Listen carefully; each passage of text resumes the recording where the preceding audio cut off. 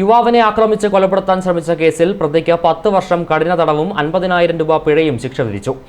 Erattupetta police case register ചെയ്യുകയും അന്നത്തെ SHO ആയിരുന്ന സനൽകുമാർ CG അന്വേഷണം നടത്തി ഇയാൾക്കെതിരെ കുറ്റപത്രം കോടതിയിൽ സമർപ്പിക്കുകയുമായിരുന്നു.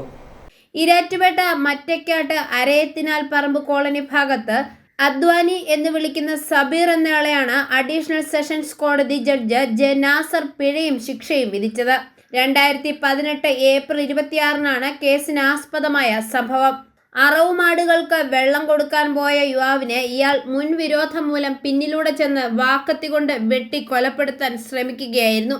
തുടർന്ന് ഈരാറ്റുപേട്ട പോലീസ് കേസ് രജിസ്റ്റർ ചെയ്യുകയും അന്നത്തെ SHO ആയിരുന്ന സനൽകുമാർ CG അന്വേഷണം നടത്തി ഇയാൾക്കെതിരെ കുറ്റപത്രം കോടതിയിൽ സമർപ്പിക്കുകയുമായിരുന്നു. പ്രോസിക്യൂഷന് വേണ്ടി special public prosecutor advocate Cyril Thomas Parappuram, advocate Dhanush Babu കദളിക്കാട്ടിൽ, അഡ്വക്കേറ്റ് സിദ്ധാർത്ഥ S. തറയിൽ എന്നിവർ ഹാജരായി.